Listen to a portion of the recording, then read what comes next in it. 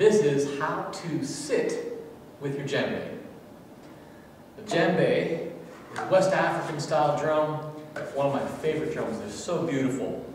And whenever we're playing them, one of the first things that's important to learn is how to sit correctly with the djembe so that you can be comfortable and so that you can get a good sound out of the drum.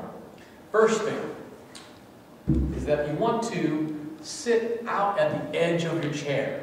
So it's a good idea to have some kind of a chair that doesn't have arms on it.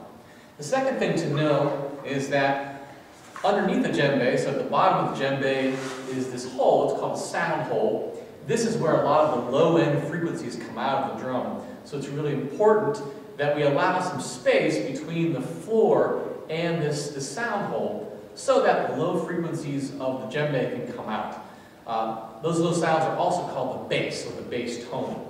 And that is one of the first tones that we'll learn when we play these things.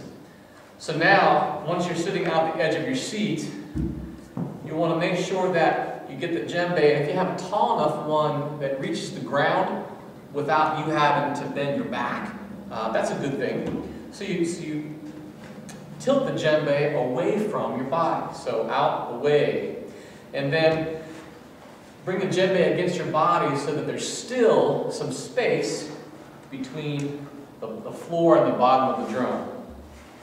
So you see how I've got it there?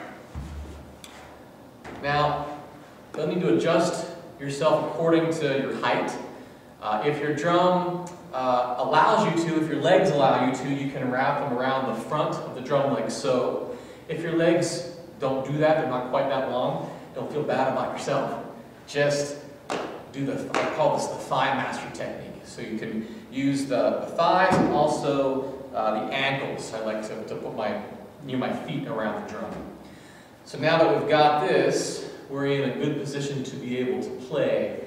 The idea is that we want the drum to be just a little bit above the knees.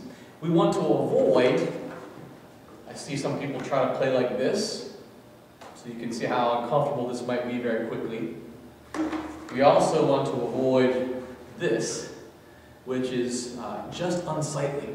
So we want to at least be able to look like we know what we're doing.